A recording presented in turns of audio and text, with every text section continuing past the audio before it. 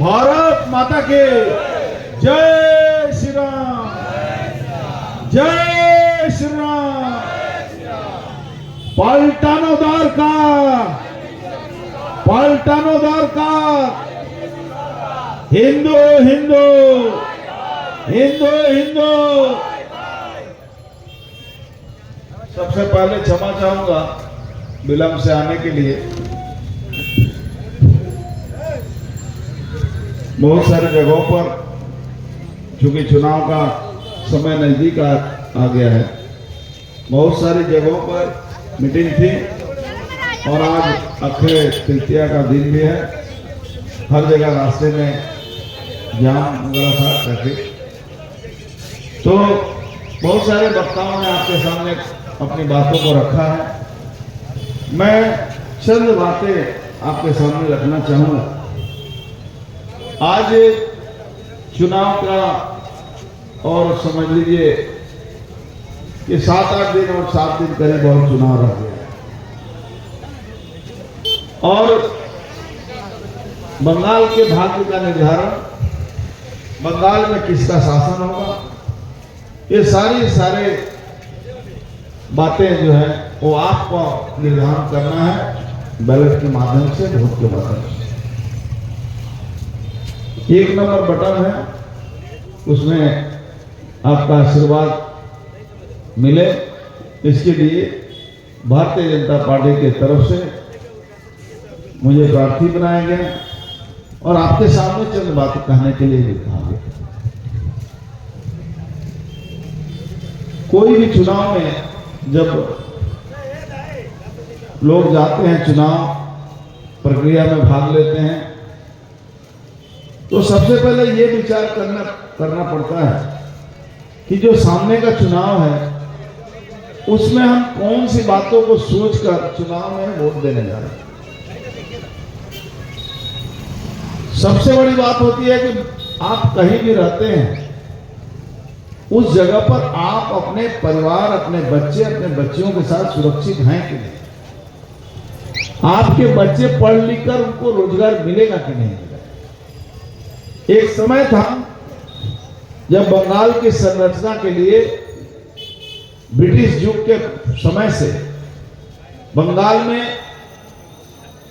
दूसरे राज्यों से, चाहे वो साउथ का राज्य हो, चाहे वो उत्तर प्रदेश बिहार हो, चाहे आंध्रा हो, चाहे तमिल हो, बहुत सारे लोग उस समय चूंकि बिजनेस हब हुआ करता था, कलकत्ता, अंग्रेजों ने कलकत्ता को सबसे पहले अपना स्थान बनाया था, अपना जगह बनाया था, अपनी राजधानी बनाई थी। अपना सारी व्यवस्था उनको कलकत्ता से हुई थी।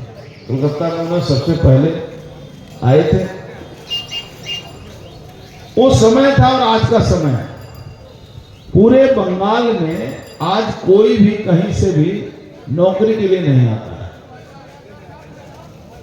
सारे लोग बंगाल से जाने के रास्ते में हैं, बंगाल से धीरे धीरे पलायन कर रहे हैं।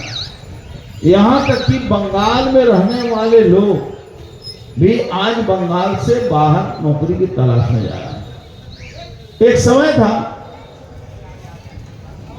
जब बंगाल में jute mill, cotton mill, steel factory, अच्छी कंपनियां, हिंदुस्तान लीवर से लेकर टाटा की कंपनियां, बिरला जूट, ये सब नाम किए हुए लोग बंगाल से निकले थे और बंगाल में बिजनेस, व्यापार उन्होंने फैलाया था। मुंबई को कहा जाता था गुजरातियों का बिजनेस है, बंगाल को कहा जाता था मारवाड़ी बिजनेस करते हैं। और धीरे धीरे इस बंगाल को बनाने के लिए तमाम दूसरे राज्यों से आए हुए लोगों ने मेहनत किया और बंगाल को बनाया। यहाँ के जो हमारे स्थानीय लोग थे, पढ़े लिखे लोग थे, सांस्कृतिक जगत के लोग थे, संस्कृति से उनको प्रेम था और उन्होंने शिक्षा दीक्षा में अव्वल दर्जे में उनका स्थान था। चाहे वो आईएएस हो, चाहे आईपीएस हो, चाहे डॉक्टर हो, चाहे इंजीनियर हो, प्रोफेसर हो, सारे के सारे रेलवे में आप देखिएगा उस समय तो बंगाल से लोग जाते थे नौकरी करने, बड़ी संख्या में इनकी संख्या। लेकिन हुआ क्या, धीरे धीरे धीरे धीरे जब से वामपंथी आए, उसके बाद तृणमूल आई, तो 34 साल और 15 साल और 34 साल से शुरू हुआ। और शिक्षा का मान जो इतना गिरा, पहले तो हुआ कि 6 क्लास तक अंग्रेजी नहीं पढ़ाई जाएगी, उसके बाद धीरे धीरे शिक्षा के राजनीतिकरण होना शुरू किया। शिक्षा में कैडरों की भर्ती, शिक्षकों में कैडरों की भर्ती होने लगी।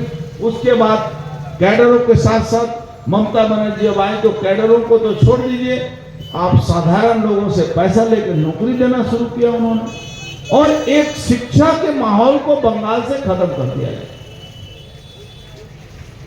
आप इसी से अंदाजा लगाइए कि बंगाल के अंदर चाहे वो स्कूल हो, चाहे वो कॉलेज हो, सीपीएम बहुत गलती करती थी, लेकिन सीपीएम समय पर चुनाव जरूर करवा, भले चुनाव दखल कर लेती, लेकिन चुनाव जरूर होता था। ममता ने सीधे चुनाव ही कराना बंद कर दिया, चुनाव ही नहीं होगा। अगर 2020 साल में पंचायत का चुनाव हो गया था तो बंगाल में ममता बनर्जी का खात्मा निश्चित रहा। 2021 की इंतजार में 2021 का चुनाव को उन्होंने मैनेज किया। फॉल्स वोटर, भुआ वोटर, डेड वोटर के बल पर आईपैक के को सामने रख के उन्होंने पूरे इलेक्शन मशीनरी को कैप्चर कर दिया और 2021 में आतंक का माहौल कायम करके बंगाल को उन्होंने दखल किया।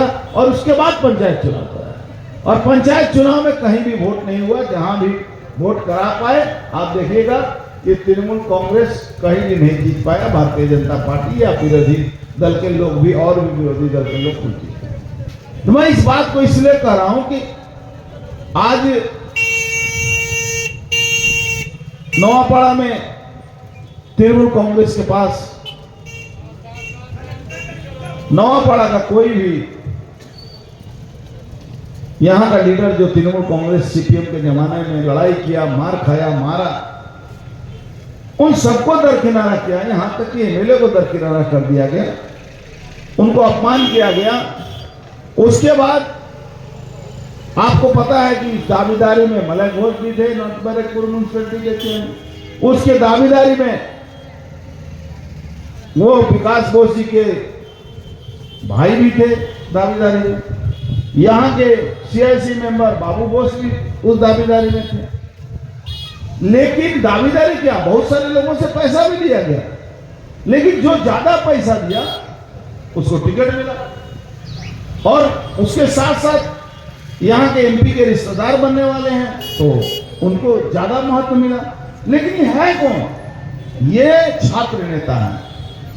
और ये छात्र नेता की बात ऐसा है कि बेचारे छात्र नेता कब का स्कूल कॉलेज छोड़ चुके हैं, लेकिन अभी भी छात्र नेता हैं। बंगाल में किसी भी स्कूल में, किसी भी कॉलेज में कोई इलेक्शन नहीं होता है, उसके बाद भी तृणमूल कांग्रेस के लोग छात्र नेता हैं। न सीपीएम का कोई छात्र नेता बचा, न इस कांग्रेस का कोई छात्र नेता बचा, न ही बीजेपी का कोई छात्र नेता बचा। एबीवीपी जो बीजेपी का छात्र संगठन है, उसका भी कोई नेता नहीं। बिना चुनाव का कॉलेज का गवर्निंग बॉडी जो है वो तृणमूल को छात्र संगठन का हेड बना दिया, और लाखों करोड़ रुपया उगाही सिर्फ और सिर्फ आपको स्कूल कॉलेजों से होने लगी। स्कूलों में मैनेजिंग कमेटी का चुनाव बंद हो गया, वहां करोड़ों करोड़ रुपया मिड डे मील का केंद्र सरकार का जो आता है उसमें व्यापक रूप से धांधली शुरू हुआ। और उसके बाद पश्चिम बंगाल एक लूट का, एक करप्शन का, एक तोलाबाजी का एक हब बन गया। माने बिना पैसा दिए हुए, यहां तक कि एमएलए तो सर्टिफिकेट नहीं देता, बिना पैसा दिए हुए। आपके यहां तो बात छोड़ दीजिए, आपके यहां तो काउंसिलर, आपका टैक्स का पैसा से काउंसिलर का मोटरसाइकिल का और गाड़ी का तेल भरा जाता है। पहला म्यूनसिपलिटी देते हैं, यहाँ तेल का पैसा मिलता है यहाँ का काउंसिलर और 86 मेंबर को और चेयरमैन को।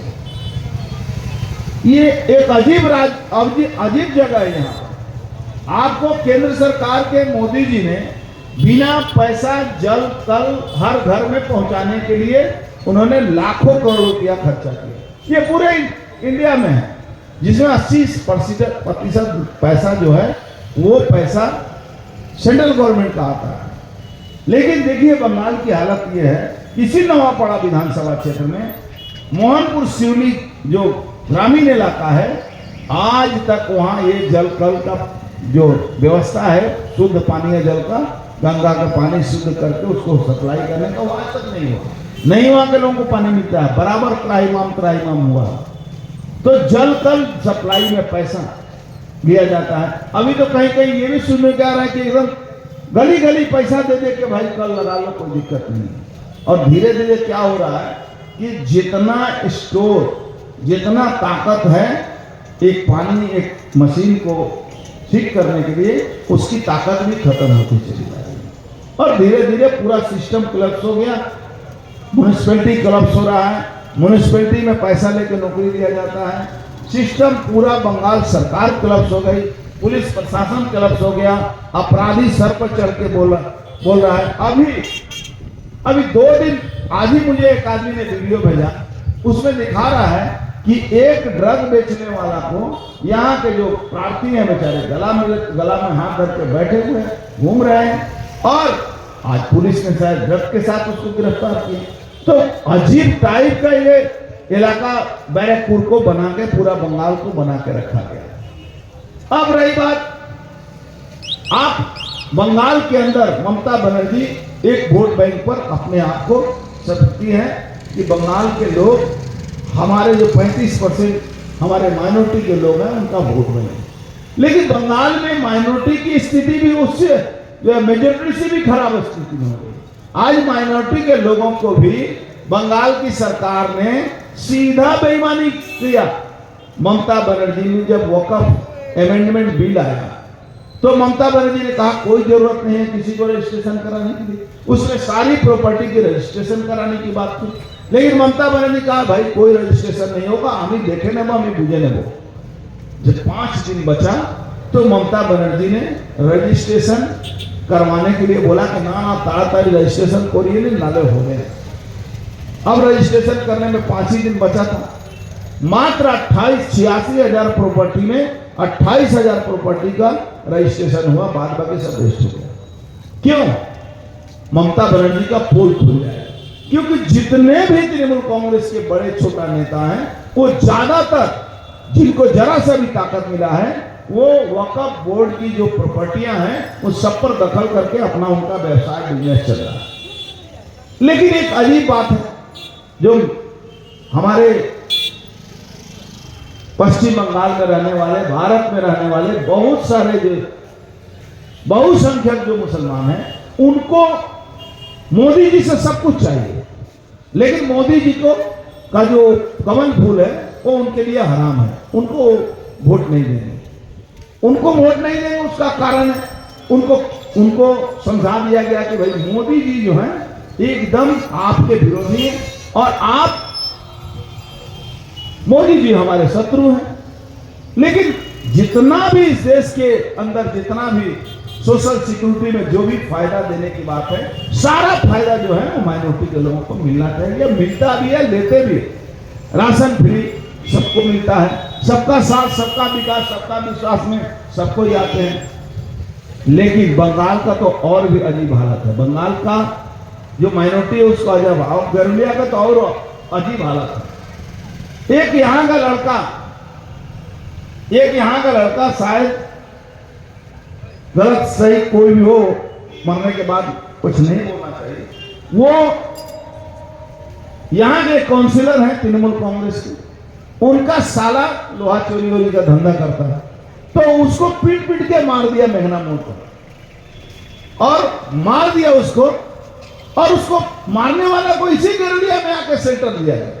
पुलिस जब वहां पहुंचती है तो कैसा वो झगड़ा करके वो यहां से भाग जाता है, और फिर यहाँ के तृणमूल काउंसिलर के लड़के के ससुराल में जाके पटना में शेल्टर लेता है। पुलिस जाके वहां से पकड़ के ले आती है, और यहाँ के मुसलमान आज भी जो है तृणमूल कांग्रेस के लिए वंदे मातरम करते रहेंगे। ममता बनर्जी हमारी नेता है, ममता बनर्जी।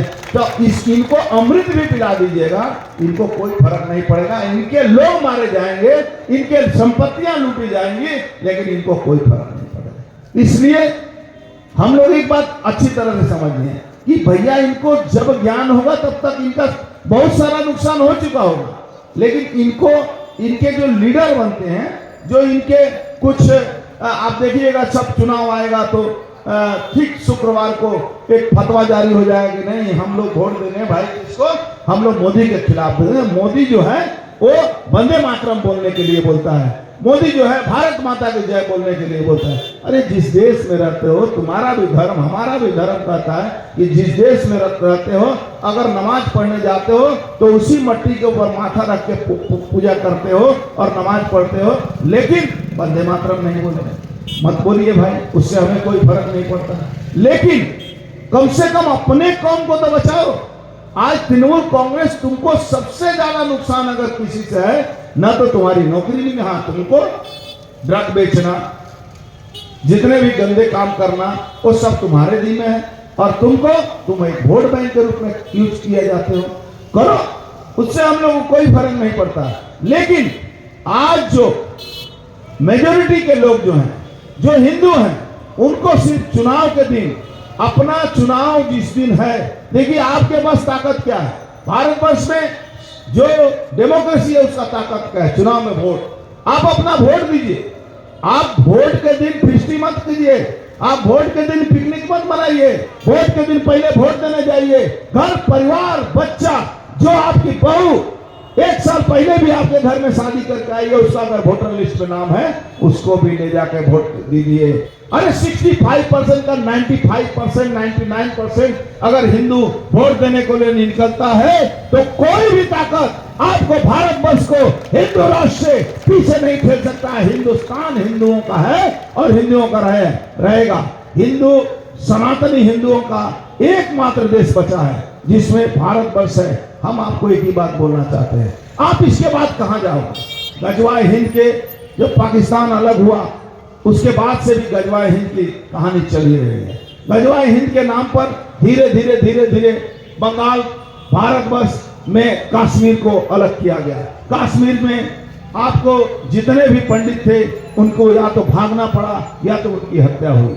आज जितने टोटो ऑटो चला रहे हैं, आपको पता है, इसमें बहुत सारे माइनॉरिटी के लोग हैं, लेकिन तृणमूल कांग्रेस वाले इनसे भी पैसा लेते हैं। बिना पैसा दिए इनका टोटो ऑटो नहीं चलेगा। क्या जी, सही बोल रहे हैं ना? इनको बिना पैसा दिए वो टोटो ऑटो नहीं चलेगा।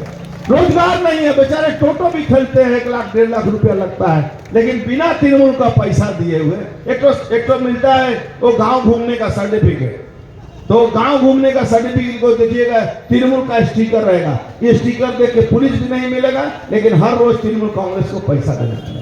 लेकिन उसके बाद भी ये वोट किंतु देंगे तृणमूल कांग्रेस में। तो भैया जा तू ऊपर पड़, तारा जिकरा के वोट देवे को था, हमने के अपने वोट मिल जाए, हम लोग अपने ठीक हो जाए, तो हम लोग सबसे ज्यादा, हम लोग भारतवर्ष में आज हम एक हो रहे हैं, हम एक हुए हैं, और इसका प्रमाण है कि भारतवर्ष का 21 जो राज्य है उसमें भारतीय जनता पार्टी का राज है। लेकिन बताइए तो 2100 राज्य में कहीं भी किसी भी माइनॉरिटी के लोगों को कहीं भी कोई मारा जाता है, तंग किया जाता है? नहीं। एक प्रचार है, एक दुष्प्रचार है, लेकिन कितना भी आप समझा लीजिए, इनको समझ में नहीं आएगा। इसलिए भाइयों, आप 29 तारीख को वोट देने के पहले अपने बीवी बच्चों का ख्याल करके जाइए, आप अपने बच्चों की नौकरी का ख्याल करके जाइए। आप आर्टिकल में हमारी बेटी, हमारी अभया बच्ची के साथ बलात्कार हुआ, हत्या हुआ, उसका मरण कर दिया गया। आपको पता है, तृणमूल छात्र परिषद का एक नेता वो लॉ कॉलेज में किस तरह से एक महिला के साथ, एक लॉ के स्टूडेंट के साथ बलात्कार करता है। तृणमूल कांग्रेस के नेता उसको मदद करते हैं। इसके बावजूद भी लोग आज भी कैसे सोचते हैं कि एक बलात्कारी शासक एक लुटेरा शासक, एक एक्सटॉर्शन लेने वाला, एक गरीबों का तमाम हॉस्पिटल, आज सरकारी हॉस्पिटल जो है वो खत्म हो चुका है। सरकारी हॉस्पिटल में इलाज नहीं है, सरकारी हॉस्पिटल में इलाज नहीं है। स्वास्थ्य साथी के नाम पर, जय श्री राम, स्वास्थ्य साथी के नाम पर पैसा लूट लिया जाता है और आपको रोग नहीं है लेकिन आपको रोगी बनाकर एक नेटवर्क चलता है, एक नेक्सस चलता है जिसमें वो सारा पैसा ले लिया जाता है। लेकिन मैं यही कहूँगा कि आप चुनाव में वोट देने के पहले अपने इन सारे बातों को सोचिए कि आप किस जगह पर हैं। आपका एक समय था कि आपका म्यूटेशन के लिए 1000 रुपया लगता था, आज म्यूटेशन के लिए 30,000, 40,000 अनाप शनाप। और गरुड़िया म्यूनसिपैलिटी तो अजीब बात है, यहाँ पहले बार बीएमएक में भी नहीं है, यहाँ जो बिल्डिंग का प्लान बनता है उसमें काउंसिलर का सही लगता है कि बिना काउंसिलर का, मतलब काउंसिलर को कमाने का जगह दे दिया जाता है कि आप तुम यहाँ से लूटो। कोई कानून में नहीं है, इसी बंगाल के म्युनिसिपल एक्ट में कानून में नहीं है, लेकिन वहां उसको बिना पैसा दिए हुए आपको वो आपका प्लान सेंक्शन नहीं है। पूरा बंगाल में अगर केंद्र सरकार पैसा नहीं दे तो म्युनिसिपैलिटी में एक भी काम नहीं हो सकता, एक भी काम नहीं हो सकता। आपके शहर में, इस शहर में गरुड़िया म्युनिसिपैलिटी में तो थोड़ा एक डंपिंग यार्ड भी है, पूरा कहीं भी चले जाइए गरुड़िया नवापड़ा में कहीं डंपिंग यार्ड नहीं है, कहीं भी चले जाइए इधर उधर रोड के ऊपर फेंका रहता है। लेकिन कुछ लोग के दिमाग में यह है, उनको सिर्फ और सिर्फ खाली भारतीय जनता पार्टी का को मोदी जी को दिखा के अपना वोट बैंक वोट लेने की कोशिश की जाती है।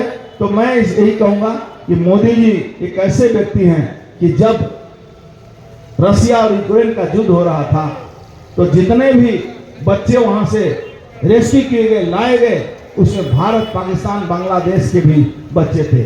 आज ईरान और अमेरिका का युद्ध जो हो रहा है, उस युद्ध में आज स्थिति यह है कि भारत का एकमात्र भारत ऐसा देश है जिसका झंडा देखकर उसके पास कोई फटकता नहीं है। तो ये भारत का शान है, ये मोदी जी का शान है। अगर मोदी जी भारतवर्ष का मान और सम्मान जिस जगह पर बैठाए हैं, जिस जगह पर लेके गए हैं, शायद ही कोई ऐसा नेता होगा। मैं अपनी बात को समाप्त करने के पहले एक बात कह के अपनी बात को समाप्त करूंगा कि अगर 4 क्लास में पढ़ने वाला बच्चा को पूछिए कि तुमको एक प्रश्न पूछते हैं, बताओ बच्चा, तो उससे पूछिएगा कि भाई बंगाल में सबसे बड़ा चोर कौन है, तो सारा बच्चा एक साथ बोलेगा ममता बनर्जी चोर है।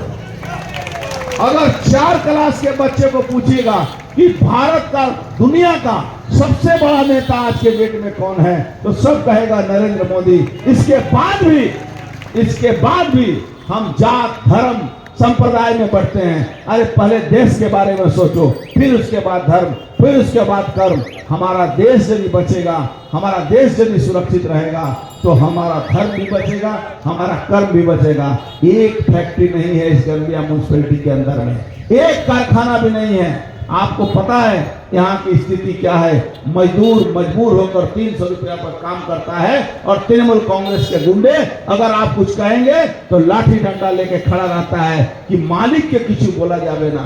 तो आज स्थिति यह है कि आप मजबूती से भारतीय जनता पार्टी की सरकार बनाइए, जो कि बनने जा रही है। 4 मई को प्रधानमंत्री जी ने स्पष्ट घोषणा की है कि सारे गुंडे या तो सरेंडर करो, नहीं तो 4 तारीख के बाद जेल जाने के लिए तैयार रहो और एक एक अपराधी को उसका सटीक सजा मिलेगा। निश्चित रहिए, पश्चिम बंगाल भी भगवा होने जा रहा है और आप इसमें भागीदार बनिए। मैं तो कहूंगा कि सारे लोग जो बंगाल को उन्नति चाहते हैं, अपने परिवार और बच्चे को सुरक्षा चाहते हैं, चाहे वो मेजोरिटी हो चाहे वो माइनॉरिटी हो, सब लोग मिलकर पश्चिम बंगाल में भारतीय जनता पार्टी की सरकार बना के देखिए। अगर 5 साल भारतीय जनता पार्टी सरकार काम नहीं करती है तो हटा दीजिएगा। मैं भी बोलता हूं हटा दीजिएगा, लेकिन आपको पता है कि 21 राज्य में चलने वाला एक दल का एक सरकार चल रही है जहां पर माइनॉरिटी और मेजोरिटी का भेदभाव नहीं है, जहां पर विकास के लिए सबका साथ है। हाँ, अगर आप सरकारी जमीन दखल करके वहां अपना धंधा रोजगार करेंगे तो उसको जरूर बुलडोजर बाबा आके बुलडोजर से उसको तोड़ेंगे। इतना जरूर जान जाइए कि बुलडोजर बाबा एक बात स्पष्ट कहते हैं कि अगर कोई हमारी बेटियों को छेड़ेगा, तो कोई भी अपराधी चाहे कोई भी हो, अगले चौराहे पर जमराज उसका इंतजार करता है। इसीलिए बाबा योगी आदित्यनाथ जी कहते हैं कि बटोगे तो कटोगे, एक रहोगे तो सेफ रहोगे। इस नारे को अपने जीवन में डालिए और एक रहिए, जात में मत बटिए। कोई बड़ा छोटा नहीं होता है, हिंदू एक होते हैं, इनका एक जात, एक धर्म, एक भगवान होता है। इसलिए सभी लोग एक साथ मिलकर आप भारत को मजबूत बनाने के लिए, बंगाल को मजबूत बनाने के लिए, बंगाल में खुशहाली लाने के लिए, कारखाने लाने के लिए आप भाजपा की सरकार बनाइए। जय हिंद, भारत माता की जय, भारत माता की जय, जय श्री राम। हिंदू हिंदू हिंदू हिंदू पाल्टानो दरकार, पाल्टानो दरकार। धन्यवाद।